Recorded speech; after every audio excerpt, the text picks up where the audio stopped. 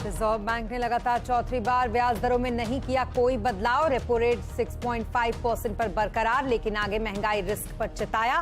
Personal loan को लेकर bank और एनबीएफसीज को सतर्क रहने की सलाह। हफ्ते के आखिरी दिन बाजार में तेजी, मिड कैप स्मॉल कैप शेयरों में खरीदारी। रियलिटी, आईटी और फार्मा बैंकिंग ने भरा जोश। सेंसेक्स 364 और निफ्टी 100 अंक से ज्यादा अंक पर चढ़े। महादेव बेटिंग ऐप में सितारों की बढ़ी मुश्किलें। रणवीर के बाद श्रद्धा कपूर को भी ईटी का नोटिस। कपिल शर्मा, हुमा कुरैशी, हिना खान से भी होगी पूछताछ। संजय सिंह के करीबियों से ईटी की पूछताछ। दिल्ली में बीजेपी ने केजरीवाल सरकार के खिलाफ किया धरना प्रदर्शन। मुंबई के गोरेगांव वेस्ट में रिहायशी बिल्डिंग में लगी आग, 7 लोगों की मौत, 50 से ज्यादा इसमें घायल।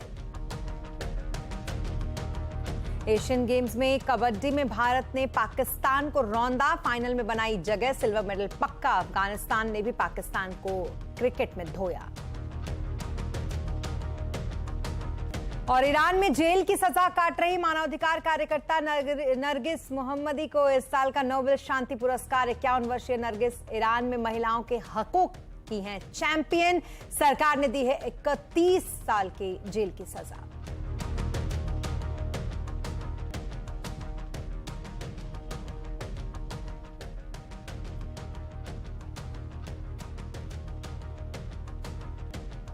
नमस्कार, आवाज समाचार देख रहे हैं आप और आपके साथ मैं हूं स्मिता रुशाल। शुरुआत करेंगे इस बुलेटिन से आरबीआई से। दरअसल भारतीय रिजर्व बैंक यानी कि आरबीआई ने लोन लेने वालों को एक बड़ी राहत दी है। आरबीआई ने लगातार चौथी बार ब्याज दरों में कोई बढ़ोतरी नहीं की। ब्याज दरों को 6.5% पर ही बरकरार रखा है, यानी कि आपकी ईएमआई नहीं बढ़ेगी। एमपीसी मीटिंग के नतीजों का ऐलान करते हुए आरबीआई गवर्नर शक्तिकांत दास ने कहा कि रेपो रेट में कोई बदलाव नहीं किया गया है। एमपीसी के 6 में से 5 सदस्य इसे स्थिर रखने के फैसले के पक्ष में फैसला उन्होंने लिया था। आपको बता दें कि मॉनेटरी पॉलिसी कमेटी की जो मीटिंग थी वो 4 अक्टूबर को शुरू हुई थी। मीटिंग में रेपो रेट, महंगाई, जीडीपी ग्रोथ और दूसरे आर्थिक मुद्दों पर चर्चा हुई।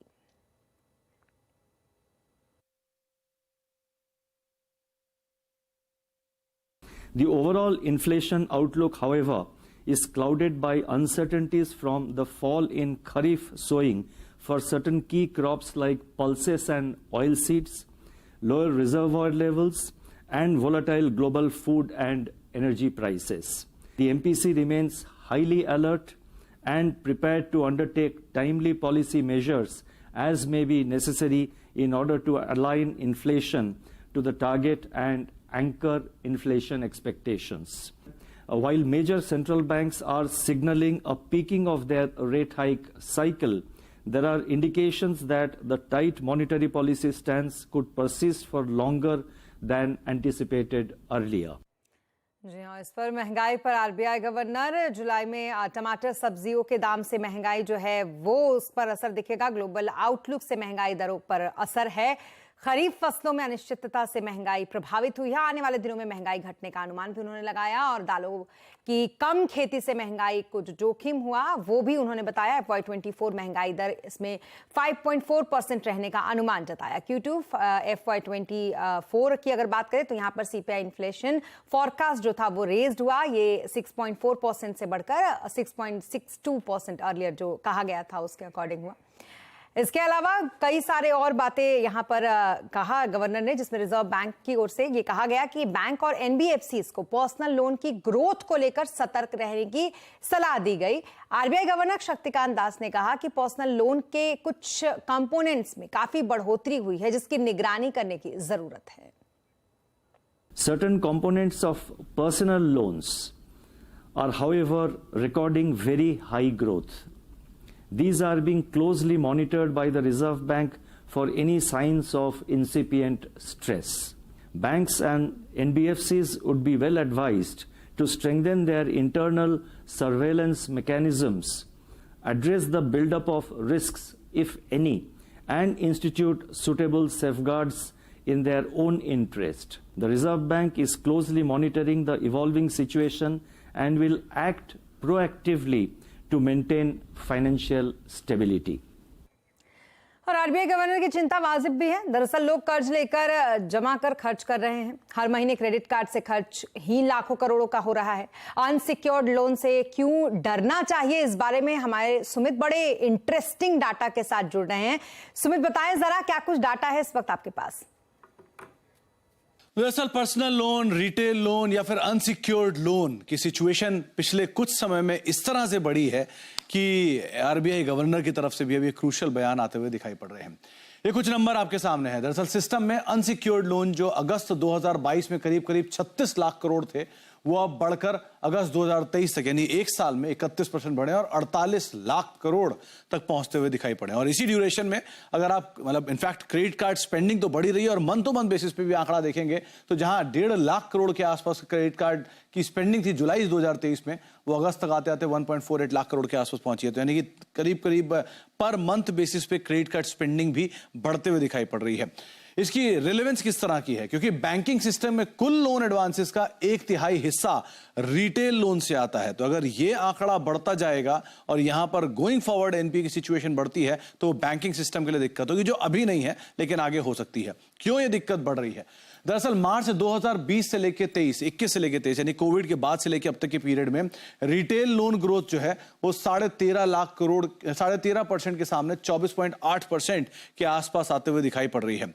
इसी ड्यूरेशन में सिक्योर्ड और अनसिक्योर्ड लोन की जो सिचुएशन है उसमें भी बड़ा फेरबदल हुआ है। यानी कि जो अनसिक्योर्ड लोन है उनकी जो तादाद है वो घटी है, लेकिन अनसिक्योर्ड लोन की तादाद बढ़ी है और सिक्योर्ड लोन की तादाद घटी है। 22-22% से बढ़ के 25% के आसपास पहुंचा अनसिक्योर्ड लोन, और सिक्योर्ड लोन जो कि 77.5% से घटकर 74-74% के आसपास पहुंचता हुआ दिखाई पड़ रहा है। दरअसल ये अनसिक्योर्ड लोन है क्या? ये होते हैं personal loan, credit card loan, consumer durable financing, student education loan, यानी कि वो लोन जहां पे पीछे मॉर्गेज कम होता है और इनकी असेट इनके एनपीए जाने की सिचुएशन बाकी सिक्योर्ड लोन के सामने थोड़ी ज्यादा होती है। तो ये वो अनसिक्योर्ड लोन है, इनमें इंटरेस्ट रेट थोड़ा हायर होता है।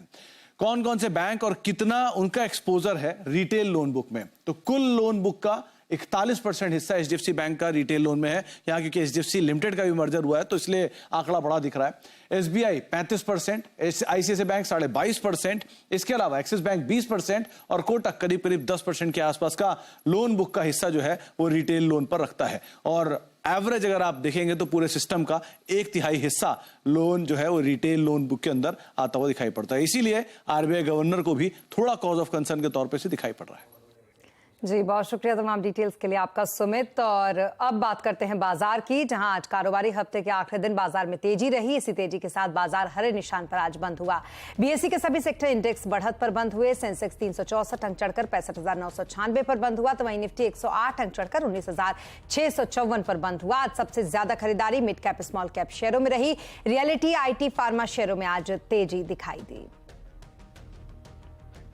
और किस दुविधा में फंसा है बाजार, आज आवाज अड्डा में इसी पर करेंगे बड़ी चर्चा शाम 7:57 पर।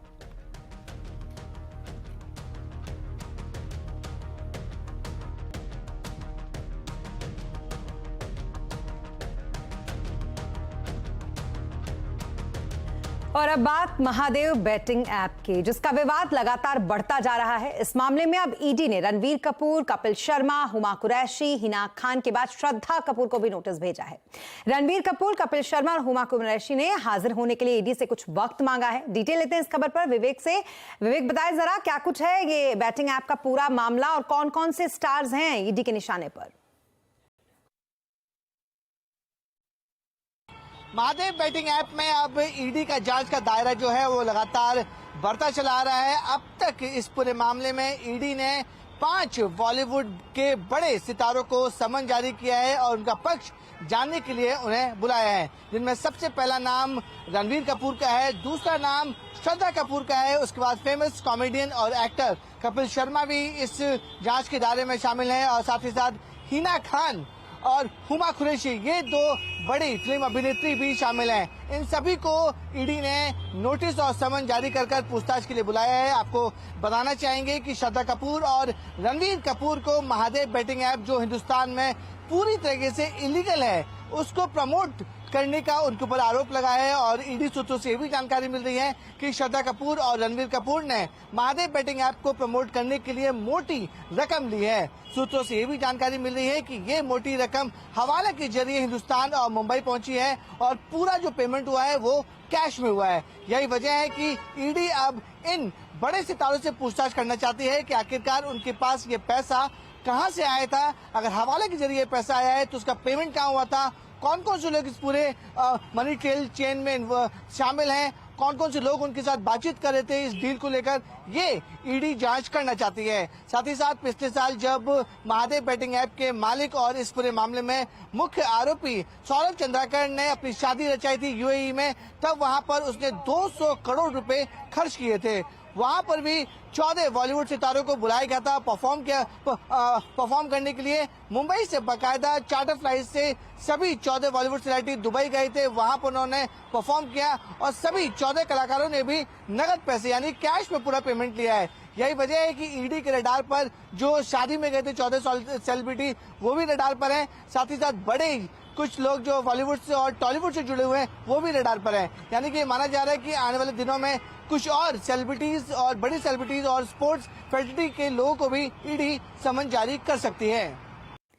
जी बहुत शुक्रिया तमाम डिटेल्स के लिए विवेक आपका। और किस तरीके से ये ऐप काम करता है, ये महादेव ऐप जो इन दिनों काफी चर्चा में है, ये जानने के लिए चलते हैं हमारे संवाददाता रोहन इस वक्त हमारे साथ जुड़ गए हैं उनके पास। रोहन बताइए जरा, आखिरकार इतना चर्चा में रहने वाला और विवादों में घिरा ये जो महादेव ऐप है, ये काम क्या करता है और कैसे करता है? जी दरअसल में एक बड़े अम्ब्रेला सिंडिकेट के रूप में काम करता था महादेव ऐप, जिससे कई सारे छोटे छोटे बेटिंग ऐप्स या पोर्टल्स जुड़े हुए थे। शुरुआत में जब इन वेबसाइट्स पर कोई यूजर जाता था उसे नंबर दिए जाते थे जिसके थ्रू वो कांटेक्ट करता था, और नंबर के बाद उसे 2 और नंबर दिए जाते थे, एक अकाउंट खोलने के लिए और दूसरा पैसों के लेन देन के लिए। कोई भी यूजर जो है वो 500 रुपए से बेटिंग शुरुआत कर सकता था, और जिन खेल्स की बेटिंग की जाती थी उसमें कि पोकर या फिर कार्ड गेम्स या फिर क्रिकेट, टेनिस, बैडमिंटन जैसे कई सारे गेम्स थे। और शुरुआत में यूजर्स को जीता हुआ दिखाया जाता था रिगिंग के जरिए, और बाद में जब बड़ा अमाउंट यूजर लगाता था तो वो ये अमाउंट जो है हार जाता था। आमतौर पे ये इंश्योर किया जाता था जो पैनल है या जो ब्रांचेस है उनका नुकसान ना हो, जो नुकसान है वो यूजर का हो। और कई सारे ब्रांचेस पिछले एक साल में करीब 10 लाख से ज्यादा लोगों ने इस पे इन्वेस्ट किया हुआ था, और ये कोविड के दौरान ये काफी ज्यादा पॉपुलर हुआ था। कुल मिला के जो अंदाजा लगाया जा रहा है 5000 से ज्यादा का जो लेन देन वो किया गया। कई सारे छोटे छोटे जो है अकाउंट्स बनाए गए, सेविंग अकाउंट से पैसे कॉर्पोरेट अकाउंट में ट्रांसफर किए गए, कई सारे बेनामी अकाउंट्स बनाए गए। इन्हीं सब की जो जांच है वो फिलहाल ईडी कर रही है। अब सवाल यह है कि जो फिल्म स्टार्स हैं वो इसके रडार पे कैसे आए। तो ये शुरुआत हुई इसके एक जो मालिक है सौरभ चंद्राकर, उनकी जो लैविश वेडिंग हुई थी दुबई में, जहां 250 करोड़ से ज्यादा का खर्च हुआ था, उसमें से एक अच्छा खासा अमाउंट जो है फिल्म स्टार्स को दिया गया था। जो ईडी जांच कर रही है, इस टेंटेड मनी की जांच कर रही है, उसके ट्रेल में ये सारे फिल्म स्टार आए हैं। ये देखा जा रहा है कि जो भुगतान किया गया था भले ही वो लीगल हो, लेकिन क्या जो मनी है वो टेंटेड है, उसकी जांच की जा रही है। किस तरीके से दिया गया, क्या नगद भुगतान किया गया, इन सब की जांच की जा रही है। और 17 से ज्यादा जो फिल्म स्टार हैं वो इस वक्त ईडी के रडार पर हैं। जी बहुत शुक्रिया तमाम डिटेल्स के लिए रोहन आपका। और अब बात करेंगे संजय सिंह की। दरअसल आबकारी घोटाला मामले में गिरफ्तार हुए आप नेता संजय सिंह के करीबियों पर भी अब शिकंजा कसता जा रहा है। ईडी ने इस मामले में संजय सिंह के 2 करीबियों सर्वेश मिश्रा और विवेक त्यागी को सम्मन भेजकर पूछताछ के लिए बुलाया है। ईडी ने सर्वेश मिश्रा और विवेक त्यागी को संजय सिंह के सामने बिठाकर पूछताछ की। दरअसल सूत्रों की अगर माने तो सर्वेश को संजय सिंह के कहने पर 1 करोड़ रुपए दिए गए थे, और ईडी ने अपने पूछताछ में इसी लेन देन को लेकर कई सारे सवाल पूछे। सीएनबीसी आवाज की एक और बड़ी खबर पर आज मुहर लगी है। आज ही हमारे सहयोगी यतिन मोहता ने खबर दी थी कि टीसीएस में बायबैक हो सकता है, और अब कंपनी ने बायबैक का विचार करने का फैसला किया है। 11 अक्टूबर को कंपनी बोर्ड की बैठक में बायबैक पर विचार किया जाएगा। टीसीएस का हर 2 साल में बायबैक ऑफर देने का रिकॉर्ड रहा है। पहली तिमाही एक कंपनी के पास करीब 61,000 करोड़ का कैश था, और अब फिर टीसीएस ने बायबैक करने पर विचार करने की बात कही है। ईरानी मानवाधिकार कार्यकर्ता नरगिस मोहम्मदी को इस साल का नोबेल शांति पुरस्कार मिला है। 51 साल की नरगिस इस वक्त ईरान में जेल की सजा काट रही हैं। वो ईरान सरकार की दमनकारी नीतियों और महिला विरोधी नीतियों के खिलाफ अपनी आवाज उठाती हैं। नोबेल पुरस्कार विजेता चुनने वाली कमेटी के अनुसार नरगिस मोहम्मदी ने ईरान में महिलाओं के दमन के खिलाफ कई लड़ाई लड़ी और देश में सबके मानवाधिकार आजादी के लिए संघर्ष वो करती रही हैं। ईरानी सरकार ने उन्हें 13 बार गिरफ्तार किया है, 5 बार दोषी ठहराया है। 31 साल के जेल की सजा उन्हें सुनाई गई है, जो सजा इस वक्त भी वो काट रही हैं।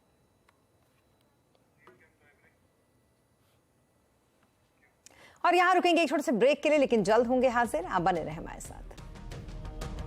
आपका स्वागत है। एशियन गेम्स में भारत ने अब तक का अपना सर्वश्रेष्ठ प्रदर्शन किया है और साल 2018 के अपने खुद के प्रदर्शन को भारत ने पीछे छोड़ दिया।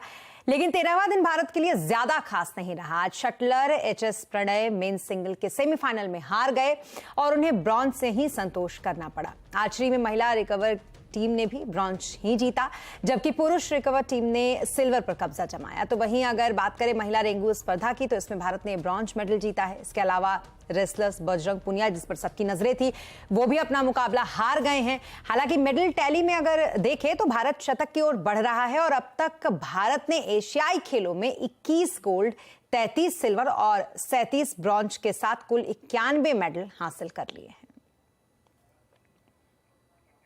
तो वहीं एशियन गेम्स में भारतीय मेंस क्रिकेट टीम ने धमाकेदार प्रदर्शन करते हुए फाइनल में अपनी जगह बना ली है। भारतीय टीम ने बांग्लादेश को 9 विकेट से हराकर फाइनल में जगह बना ली और इस तरह से उसने कम से कम अपने लिए सिल्वर मेडल तो पक्का कर ही लिया है इस इवेंट में। इसके अलावा कबड्डी में भी भारतीय पुरुष टीम ने सेमीफाइनल में पाकिस्तान को 61-14 से हरा दिया और सिल्वर मेडल उन्होंने भी पक्का कर लिया है। फाइनल में भारत की जो भिड़ंत होगी वो चीनी ताइपे या फिर ईरान से होगी।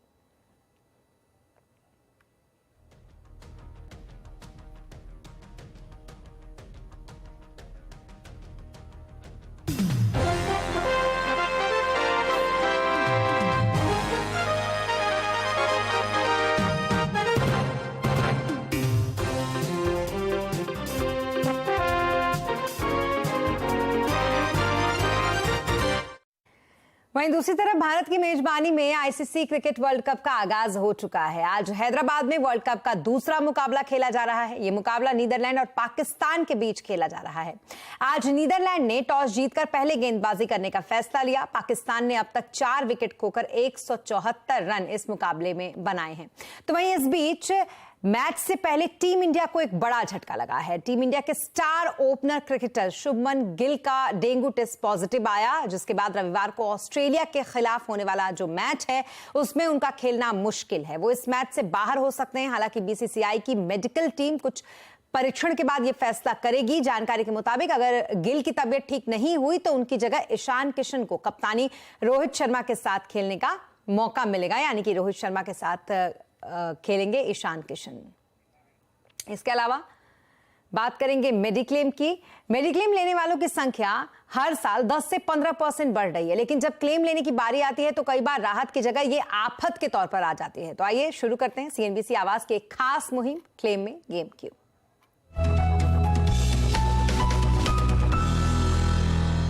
इस खास मुहिम में आज हम आपको दिखाने वाले हैं अहमदाबाद के चाय वाला प्रकाश देसाई की कहानी, जिसने उन्हें पेट काटकर किसी तरीके से मेडिक्लेम के लिए पैसे भरे ताकि मुश्किल वक्त में कैशलेस इलाज मिल सके उन्हें। लेकिन उनके साथ हुआ आखिरकार क्या, ये देखिए इस रिपोर्ट में। ये हैं प्रकाश देसाई। चाय वाला का काम करते हुए इन्होंने ये समझदारी रखी कि HDFC अर्गो से 5 लाख रुपए की मेडिक्लेम पॉलिसी ले ली। लेकिन जब बीमार पड़े तो इन्हें पहले तो कैशलेस की सुविधा ही नहीं मिली। जैसे तैसे पैसे का इंतजाम करके अस्पताल का बिल चुकाया। फिर सोचा कि आसानी से रिम्बर्समेंट मिल जाएगा, लेकिन पूरा बिल ही रिजेक्ट हो गया। HDFC अर्गो का इंश्योरेंस था मेरे पास पहले से, 2 साल से है। लेकिन मेरा वो पथरी का ऑपरेशन होने के लिए एडमिट हुआ तो कंपनी वाले जब दाखिल हुआ इंटीमेशन पे दे दिया। तो बाद में जब क्लेम पास करने के लिए वो बोले कि आपकी हॉस्पिटल ब्लैक लिस्ट में आपका क्लेम पास नहीं होगा। पॉलिसी धारक का दावा है कि उन्होंने कंपनी को 17 जुलाई को दस्तावेज सौंपे थे। ठीक 7 दिन बाद यानी 24 जुलाई को क्लेम रिजेक्ट हो गया। लेकिन उन्होंने हार नहीं मानी। दोबारा मशक्कत के बाद 11 अगस्त को क्लेम पास हुआ। 20-25 दिन बाद उसने क्लेम पास किया। वो डॉक्टर की पूरा सपोर्ट से और मेरा जो पर्सन एजेंट दोनों के सपोर्ट से मेरा क्लेम किया, लेकिन दिक्कत बहुत हुई। इस पूरे मामले को CNBC आवाज ने इंश्योरेंस कंपनी तक पहुंचाया तो HDFC एर्गो ने दावा किया कि अंतिम दस्तावेज सौंपने के 30 दिन के भीतर क्लेम का भुगतान कर दिया गया था। ये 30 दिन की मियाद इंश्योरेंस रेगुलेटर IRDA की तरफ से तय है।